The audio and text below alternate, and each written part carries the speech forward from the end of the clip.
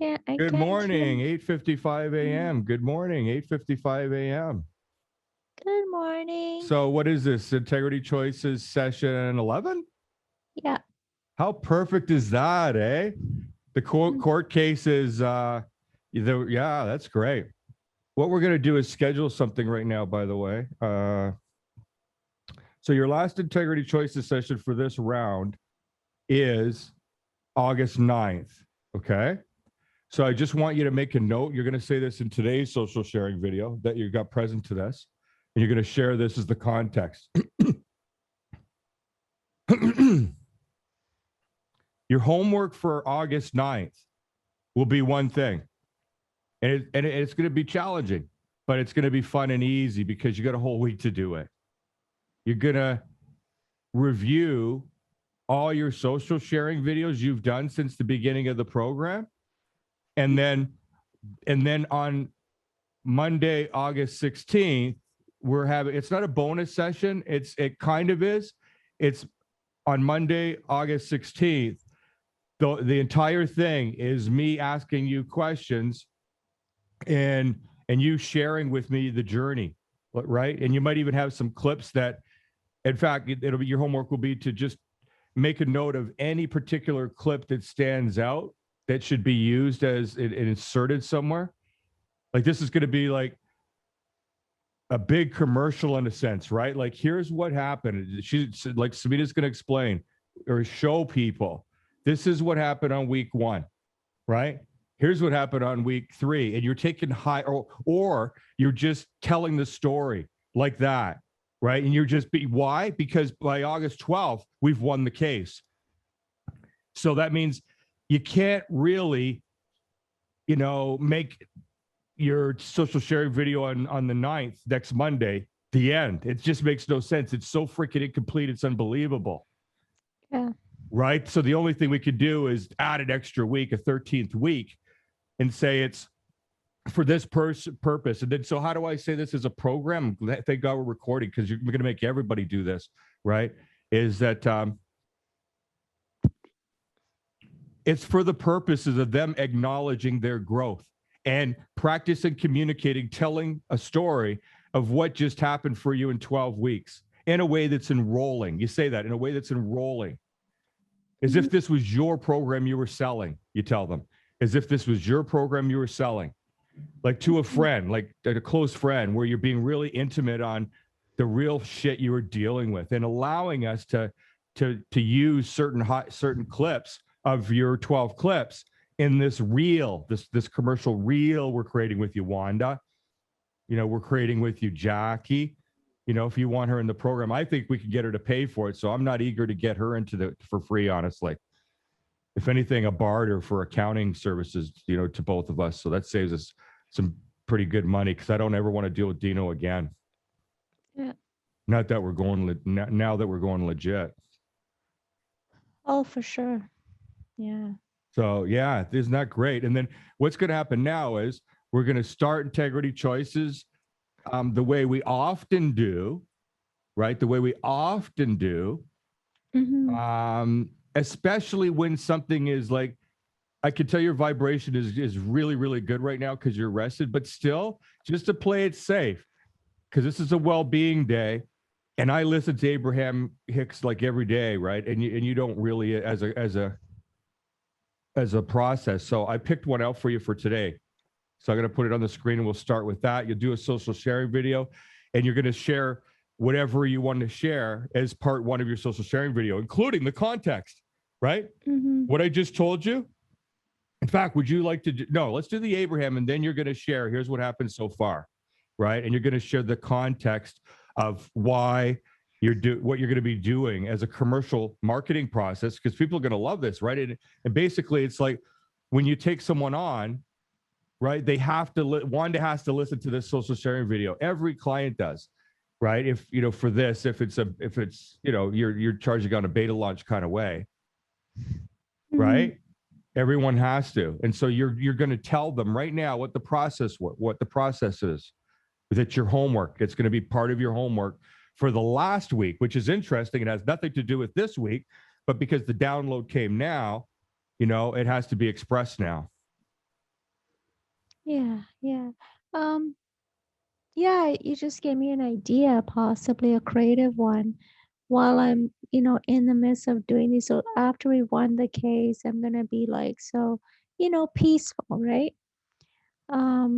Is like like creating it in a way where it can be turned into a webinar for integrity choices, where I'm speaking and I'm sharing Oh, my that's a great idea. journey and Oh my adding God. some powerful clips. And there we go. We have our webinar, That's our webinar. Very good.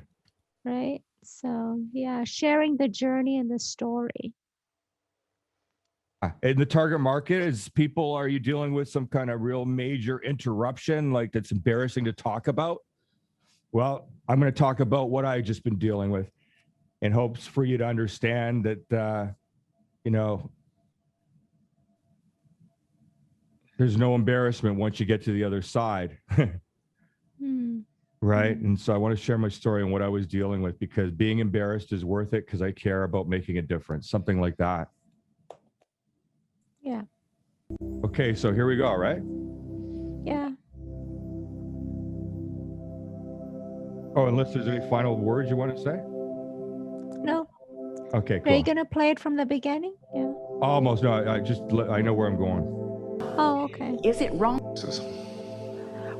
Well, what is an excuse anyway? So far, it's been a reason not to move forward. But you see, just because you're articulating a vibrational propensity with words, we want to get right to the heart of something. We want to say, let's coin a new word together, a new phrase together, vibrational excuse. We're just waiting for it to lead to the part that talks about beliefs and that, right? A belief, around man. So I'm playing it just a bit before, the thing that's going to hit you hard. Vibrational excuse. You've got vibrational excuses whether you say them out loud or not. How many times are you in a situation where you really want to say something but you hold back? That's a new skill I've learned. For politeness, it's not a skill, it's a curse. Because it's a lie. Hear that? When you don't speak up, it's a curse. It's a lie. It's a curse. It's a lie. So he doesn't speak up. Just like you, Samina, he doesn't speak up. And he says, that's a new skill I've learned to develop. And she says, that's not a skill. That's a curse. That's a lie, what you just said. For politeness, it's not a skill, it's a curse. Because it's a lie. And because it confuses things. And because it makes you believe in words instead of in vibration. A vibrational excuse is just a vibration that contradicts desire. A vibrational excuse isn't an excuse, a rather clearly formed ball of resistance. I've gathered this up and I use it anytime I need it to explain why what I really want hasn't come about yet. It's just a habit of thought.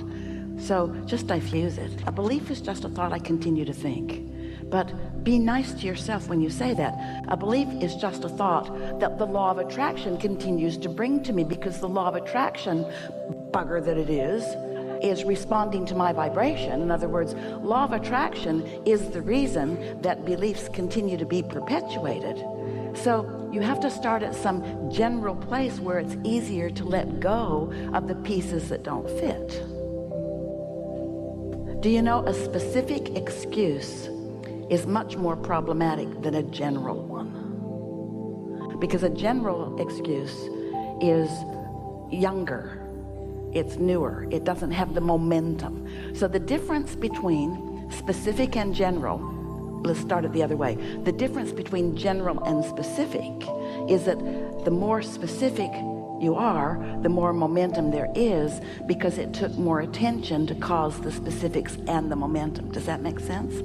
So you can reverse that. If you've got something that's not working for you, you can begin to generalize it. You can begin to diffuse it. You usually can't let go of it altogether because of the momentum of it and because law of attraction's got hold of it. So you want to talk specifically about an excuse that you would like to let go of, and we can play with it together, or do you want to just do it on your own? My excuse is that I want to hold on to some last vestiges of ego. I feel that Oh, we want you to too. We want you to too, because your ego is so misunderstood. Well, I mean the negative parts. The parts that still want validation outside of me instead of coming from within. But here's the thing, this is why this is tricky. Is it wrong for you to want to thrive? I feel like I've been taught that. But is it wrong for you to want to thrive? No, Can you help others thrive from a place of not thriving? no. Not that you're assigned to helping anybody do anything, but we're appealing to your altruistic, imperfect upbringing. I have great intent to help a lot more in my life, so So, is thriving good or bad? it's good.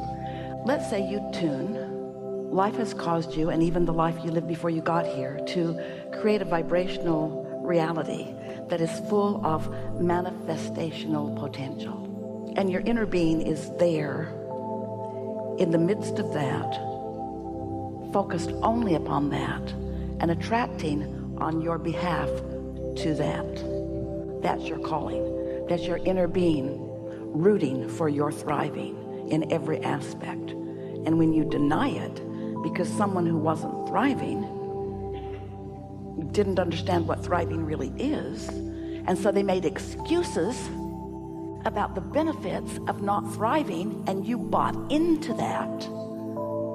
Have you ever met somebody impoverished and not thriving who helped anybody do anything other than complain?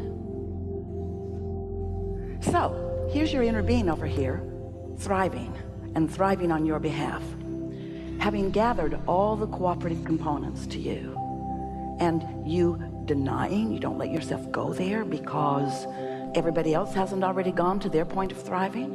I'm still imitating the people that came before me. Almost everybody does, but not all of them. Masters have found a way around that resistance.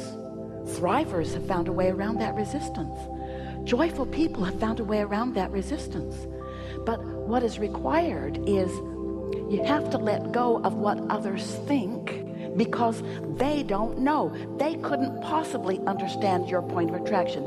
They are evaluating your point of attraction through their point of attraction. Esther bought a new house. It cost a lot of money.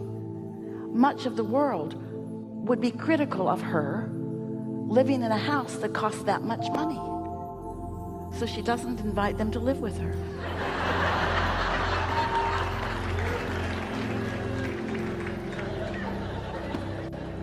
And she knows that she can't get sick enough to help sick people get well, or poor enough to help poor people become prosperous. And that her thriving deprives no one of thriving. In fact, the only thing it does is set an example of what thriving is. And some people, right up close to her, they suffer when they see the intensity of that thriving. Because when they see the intensity of that thriving, it activates within them the comparison between their lack of thriving and someone else's thriving. You see, this is the thing that's so interesting. Oh, we're having a wonderful time here with you. You are natural calibrators. That's what you do. You seek harmony and harmonics all the time. You just got to decide what you want to harmonize with. Do you want to harmonize with the best of you, or the pinched off version of you? Do you want to harmonize with thriving or suffering? Do you want to harmonize with wellness or sickness? Do you want to harmonize with clarity or confusion? Because it's your choice all day, every day. And most humans would say they're wrong about this. They're wrong about this for about 5 reasons that we'll tell you in a minute.